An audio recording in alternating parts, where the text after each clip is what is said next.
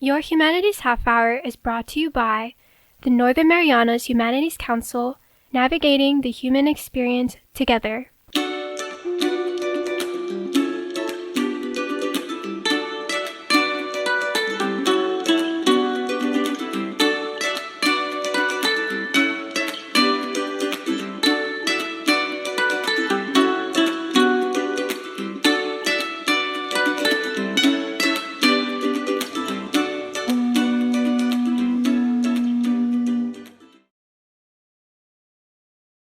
Hafaday, Tiro, and welcome to Your Humanities Half Hour. I'm Catherine Perry, and it's CNMI Humanities Month. Happy Humanities Month. And who better to talk about Humanities Month than the Northern Marianas Humanities Council? Joining us today is Executive Director Leo Pangelinan. Leo, happy Humanities Month. Yeah, Viva Humanities. Nice shirt. Tao armas el reformador. Yeah. Very appropriate. How are you doing? I'm doing good. Yeah, thanks for asking. How are you? I'm well. I'm happy to be on the air with Your Humanities Half Hour, and we'll get into that in a second, but maybe you can start us off. We always have this conversation every year with the Council during Humanities Month, just to remind people who we are and what we're all about. Who is the Northern Marianas Humanities Council? Well, that's a great question. So, it is a nonprofit. It's a private nonprofit corporation here in the CNMI. It's 34 years old. It was spun off of mainly folks that were administrators and faculty of the college, the Northern Marianas College at the time. They saw an opportunity to affiliate with the National Endowment for the Humanities that was giving out grants to each state and territory in the nation for humanities councils willing and able to advance and promote the humanities in their local communities. And today, we have a mission to navigate and explore the human experiences of our diverse and indigenous communities by enriching their lives through research, publication, dialogue, and programs. I kind of say the council is like the heart or the soul of the community when it comes to the programs. It does. And it's so nice of you to mention, you know, the founding and who some of the founders were. But we had a bit of a scare here earlier this year when it suddenly seemed like the council may no longer be serving the community. What happened there, and how did we get to where we are today, which is back on the air? Yeah, thanks, Catherine, for that. 6 months ago, we made a rather large announcement in our community that we had lost funding, all of our funding from the National Endowment for the Humanities. And that was a situation that was difficult to deal with. It happened in April of this year, I think April 2nd. We received that notice, and what that meant was that we could no longer draw down funds. And to deal with the situation, we went into a reduction in force mode. We had to lay off employees. We had to stop offering our programs. Basically, cutting back significantly only because we did not have the resource to be sustainable. What percentage of the budget is funded through the NEH at that time? I would say, on average, probably 93%. The 7% that we don't rely on from the National Endowment comes from our local community mainly through donations, cash and in-kind donations. Okay. Yeah. So, yeah, part of the reason, I mean, it wasn't anything that we had done wrong to lose grant funds. It was part of a national shift in policy under President Trump's administration. As you know, he was elected into office last year, and he started his second term as our U.S. president in January. And he's always made known, even during his first term as president, that he wanted to close down the National Endowment for the Humanities, the National Endowment for the Arts, and other federal agencies that have been the lifeblood of protecting and promoting cultural heritages throughout the United States. So that action by the agency came directly from President Trump's initiative to at least reduce funding that was invested into the humanities. But also there was some repositioning of those funds to some initiatives that he wanted to do. Like, I think it's, for example, there's a Field of Heroes or Garden of Heroes initiative that Trump would like to come to fruition during his term, and he sees the National Endowment of the Humanities using its existing resources to take care of that initiative, which is really having statues in a park-like area of important historical figures that have shaped our nation. So how is it that the council was able to, in a way, resurrect and reinstate some of your programs, reinstate this show? Yeah. What was the turnaround? Well, you know, a lot of pushback occurred at the national level in terms of this decision by the NEH, the National Endowment for the Humanities, to cut funding to all humanities councils. And I feel that political pressure, as well as soon after a lawsuit that was filed against the agency, came to light that they restored a portion of funds that went to humanities councils, not 100%. Our partners in Washington estimate that from an appropriation of $65 million that's spread out across humanities councils nationwide, that figure for FY25 was reduced to $35 million. So, you know, that roughly equates to a little more than 50% in terms of a cut to grant funding resources for councils. So 2 months later, in June, they restored some funding. They notified us. Unfortunately for us, locally and other humanities councils, they had already implemented these cuts, laid off employees. We had done the same.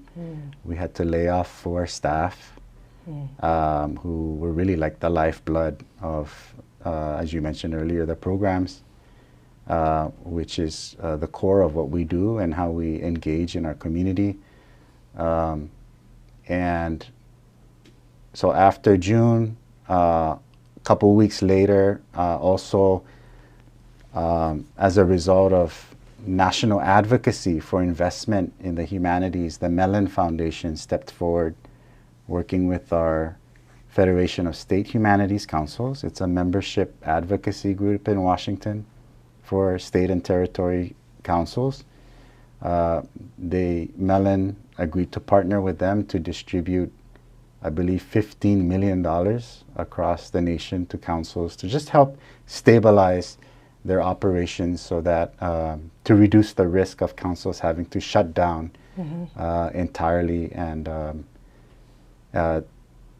some of those funds flowed to our local council in mid-June, and then through our network in Washington again and national partners, we were able to, the Pacific Island Humanities Councils, this is folks in Hawaii, American Samoa, Guam, and ourselves, we were able to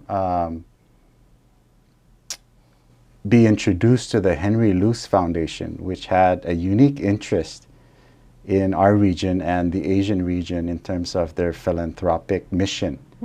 And someone who had a relationship with them pointed out that what had happened to us, and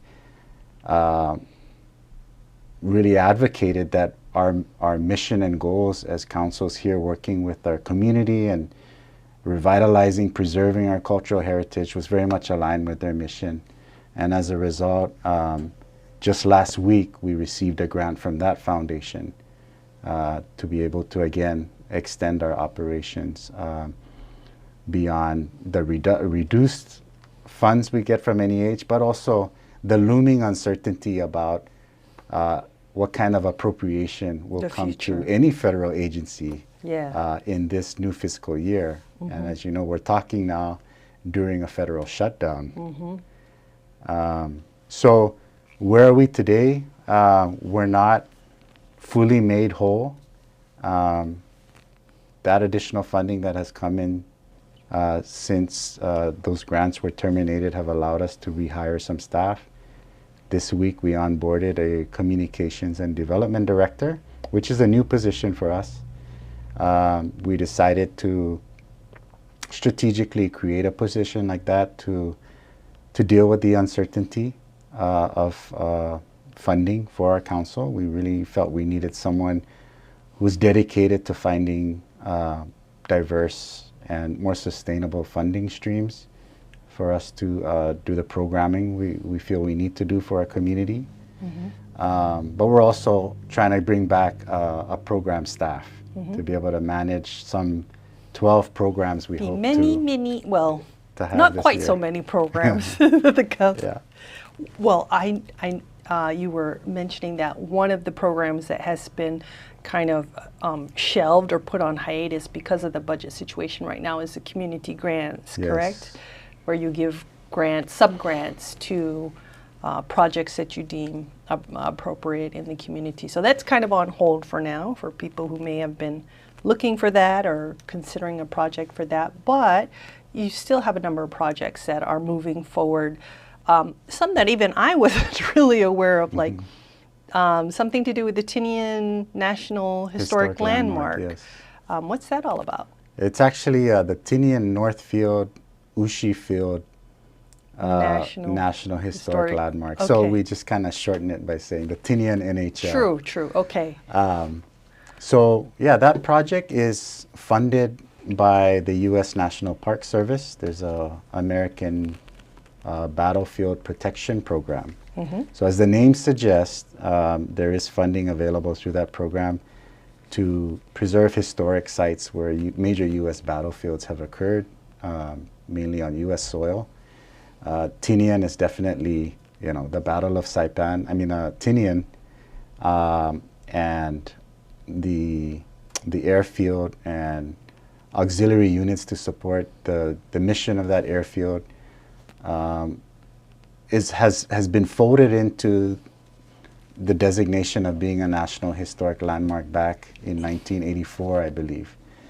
Well, our partners in the community had come to our council 5 years ago, four and a half years ago, to inform us that that filing in 1984 is inaccurate. It doesn't include certain historic sites, and there's no protections for those sites. So we applied for that grant, we received it, and part of what we told the Park Service that we would do is to amend the historic landmark designation to incorporate more of these features, these historic sites in that area. And part of that project is also creating interpretive material, interpretive educational material, installing interpretive signs, creating a website, ensuring that the interpretive material is in our 3 official languages, so Chamorro, Carolinian, and English, as well as interpretive material that our visitors can connect with, like the major tourist markets that we have.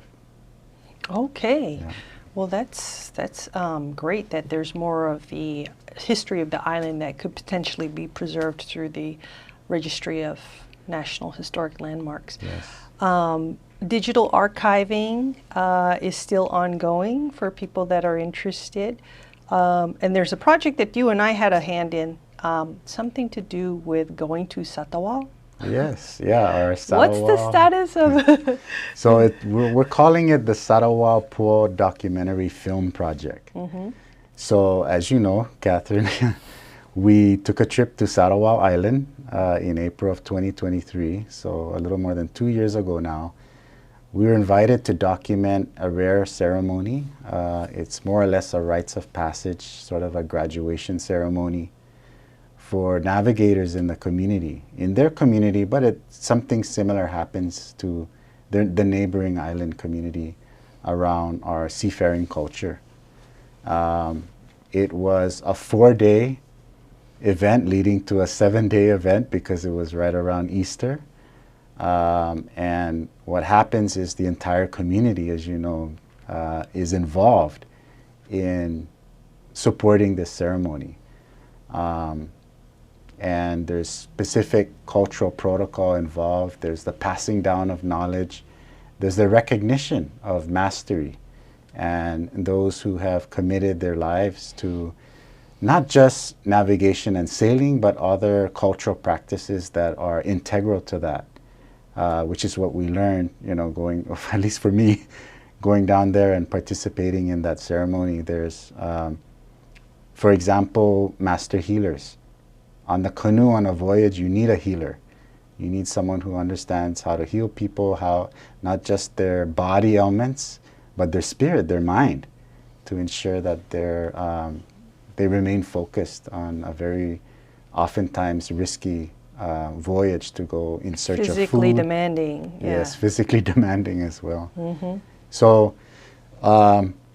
we brought a film crew there, and we brought the film footage back. We were blessed to have those that conducted the ceremony visit us in Saipan to help us with translations. And now we're at a point where we have much of the storyline together and the scripting down, and we're just kind of moving forward with editing to package what we hope would be at least a 45-minute documentary film. Mm-hmm. And the primary audience for this is actually the people of Satawal, correct? Correct, yeah. So first audience. The first audience, the primary audience. Yes. And so all the interviews we conducted with key people in the community was conducted in Sarawalese. So their responses, the questions may have been in English for the most part, but their responses are all in Sarawalese, which is why it was important and very fortuitous of us to have the Sarawalese community on Saipan, as well as those that visited us, really translate what that looks like. So the film will be shown. The audio will be in Sarawalese. All the narratives will be, the narration will be in Sarawalese, but there'll be subtitles so that English-speaking audiences can understand it as well. The secondary audience is really our Carolinian or Refalawash community here, because as you know, a great many of them here draw their roots from Sarawak and the neighboring islands. So this is very much part of the Carolinian culture here in the Mariana Islands. And there is some loss of that in our community. And with that, the language that goes with understanding the knowledge, the knowledge of seafaring. And so some of that will come to light in this film. And hopefully, ultimately, it helps to preserve that cultural heritage for generations to come. Well, we're all looking forward to that, and I know there's a number of other programs that the council is still doing, and people can find that on the website if they would like. We're going to take a break and come back and talk about some other exciting projects. Cool? Sounds good. All right. We will be back after this break. Looking for resources about Mariana's history, culture, and more? Well, check out the Northern Marianas Humanities Council's collection. Our extensive video, audio, and photographic library can be found on YouTube, Facebook, and Instagram at 670 Humanities. Or check out the written resources on our website at nmhcouncil.org. And for those who prefer a good book, we also have a selection of local publications for purchase. So, dive in, explore, and share your comments as we navigate the human experience together.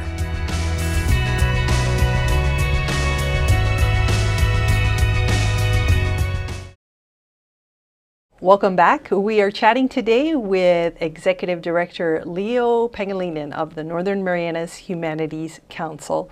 Leo, as I mentioned earlier, it's Humanities Month, and I know you've kind of had to condense your activities this year due to funding, but what do we have going on?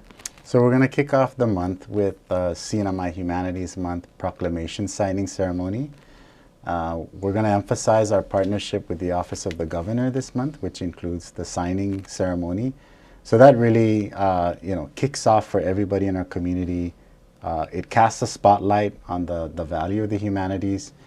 And then we're going to close out the month with the Governor's Humanities Awards ceremony.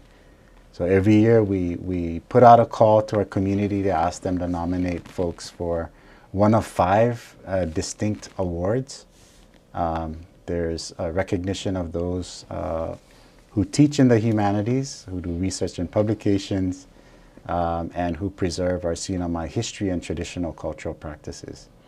And every once in a while, we'll recognize folks for a Lifetime Achievement Award in the humanities. That's those who have committed pretty much most of their life to one or more humanities disciplines. I really love that part of the month, and I'm lucky because I get to interview all of them, as long as they're willing, and find out more, help our community learn more about their work and why they were nominated for this award. So looking forward to that at the end of the month. But there's another thing that you are involved in, and therefore the council, CNMI America250, is it committee or commission? Commission. Commission. Yes. Okay, what is this commission all about, and what are the plans? Yeah, so I'm the chair of the CNMI America250 Commission. It's a commission that was established in 2024 by former Governor Palacios. And what this commission, its purpose is to commemorate and celebrate the founding of the United States, which next year, 2026, will have been 250 years. So on July 4th, 2026, that is the 250th anniversary of the signing of the Declaration of Independence. But in this period leading up to that date, we will be celebrating as a Commonwealth the 50 years of having a covenant, a relationship, a self-governing relationship with the United States. And so this commission is also charged with catalyzing our community around reflecting on what that means, not just today in our present day, 50 years later, but we really want to engage our youth in thinking beyond 50 years. But also in connection to the larger 250-year history that we have as being part of America, we want our youth to think both globally and locally in terms of how these different histories intertwine in terms of shaping how we move forward as a community. So we have 3 distinct projects right now that the Commission has adopted. There's also national tentpole projects that the larger National America250 Commission is sort of encouraging us to do in our community. If we have time, I can talk about that, but I want to emphasize what we want to do here locally. I mentioned commemorating the covenant. So around that, we want to have what we're calling a Commonwealth Jubilee. So Covenant Day is on March 24th every year. Next year will be its 50th anniversary. We want to have a 3-day festival leading up to that holiday. Typically, we don't gather as a community to celebrate the covenant. No, we go to the beach and barbecue. Yeah. Or we have like messages that our leaders send out there, but we don't typically come together. So we want to change the culture around that. Oh, okay.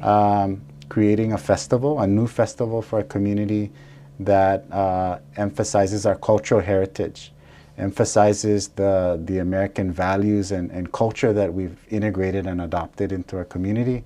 And then the third day, really I'm thinking about this sequentially, but the third day is thinking ahead. Okay. What can our relationship look like with the United States through the covenant? Oh, so it's not just barbecue and music. We'll have food. Okay. We'll have our local food. But we'll be thinking while we're sharing food, yes, basically. Thinking and reflecting, celebrating, coming together. Okay, and what are the other 2 projects? The other 2, so we want to have, again, to appeal to the youth, have them relate more to the covenant. We want to have a podcast.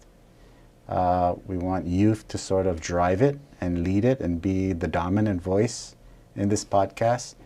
Right now we're thinking about sort of centering topics that are loom large on our minds or have been controversial over the years, sections in the covenant agreement that has really impacted us, and ask youth to share their experiences that have some kind of relationship to the policy that is the covenant.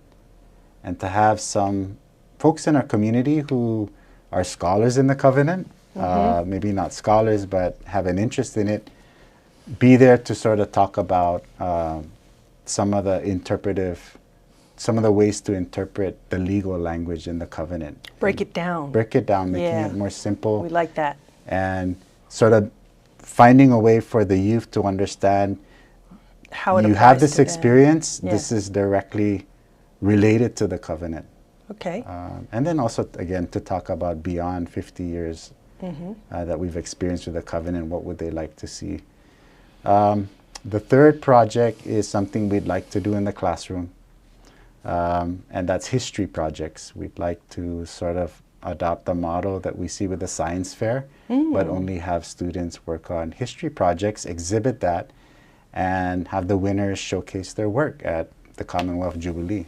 Wow, I kind of like that. That'll be interesting to see what the youth come up with. Yeah. So I think maybe we should plan for another chat about Yeah. these activities closer to the event and as things solidify. That would be great. And people can keep an ear out, keep an ear open until then for announcements and stuff like that, how they can participate. Sounds good. I wanted to ask you, what difference do you think the work of the council does in the lives of the people of our community? Yeah, it's a big question. There's a lot of dimensions to the humanities. It's not just, and I'm still growing into my relationship with the humanities. Most people feel that it comes from academia, that it's the study of this, the study of that, history, anthropology, philosophy, ethics, and so on. There's like a laundry list of disciplines. But really, for us, I think here it's what we do, how we live our lives, how we socialize, the values that are important to us. It's our interactions. It's what makes us human. So, having said that, we do have some focus areas. We focused over the years, as far as I can see in the history of this council, on our cultural heritage, preserving that, communicating what that is, but also with that, our history. What is our history? Because I believe wisdom dictates that we have a good grounding and understanding of where we came from, right? In order to know who we are today. Sounds like a Carolinian proverb. Probably is. It is. And I'm sure most indigenous cultures can relate to that. Yeah. So we've done a lot of history projects. We've supported a lot of history research. But not just that. When colleges do research, they create new knowledge. Humanities councils are expected to find ways to make that abstract academic information about who we are more public facing, more relatable to different communities. And we try to do a lot of work around that. We do our own studies. We invent and experiment with projects and programs that we feel can touch the lives of our community, can help promote critical thinking, critical dialogue about, again, those questions: who are we, where are we going, what do we want as a community? And I mean, and therein I think lies the impact. You know, I feel like if people think about the humanities and they're doing the humanities every day, most people just don't know it.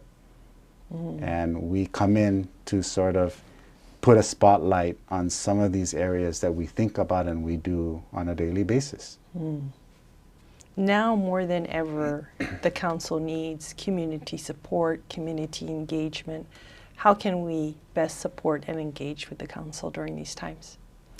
Yeah, and when you say these times, it's a time of financial scarcity, not a lot of resources, right, flowing from the federal government, which we've come to depend and rely on heavily over the years. Think about what we do in terms of, I feel like we need to, as a people, invest more in our cultural heritage, our understanding our history, and engaging our youth in being critical thinkers and being more civically involved and engaging with each other. So, of course, financial support always helps. It will definitely help in these times where our funding from the federal government or these national philanthropic groups, they're feeling a lot more short-term. They're feeling a lot more conditional in terms of, if you take our money, you must align with our values or our policy direction. And that might not be where we want to grow in or invest in ourselves. So we need to think about doing that ourselves. Well, I know it's been a short time today, but you're always welcome on your show, right? Thank you. Any final thoughts before we go?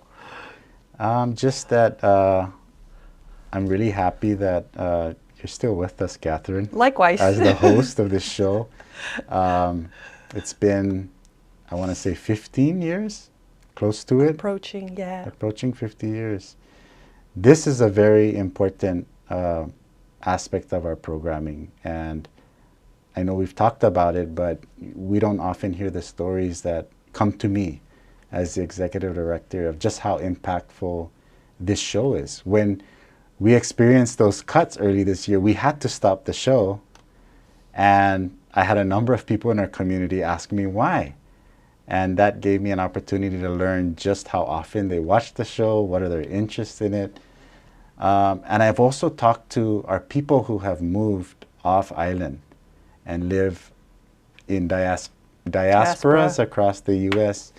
who say this is how they connect. Wow. They stay connected to our community to keep abreast of, it's not like watching the news. It gives our people a different understanding of the ebb and flow of life here that I think news coverage can't quite capture, because you share stories. Yeah. You get people to share their stories. And I just hope that in our community, more of us feel empowered to do that in this way, but in other ways to ensure that can be shared. Well, thank you for your leadership, and we are looking forward to what is ahead, looking forward to A250 activities, and just want to say olomai, meheleso, situsmasi for everything you do for the council, Leo. Thank you. Haugumas. Haugumas. Thank you. Our guest today has been Executive Director Leo Pangelinan of the Northern Marianas Humanities Council. We want to thank you for being a part of this journey and for navigating the human experience together. This has been your Humanities Half Hour. I'm Catherine Perry.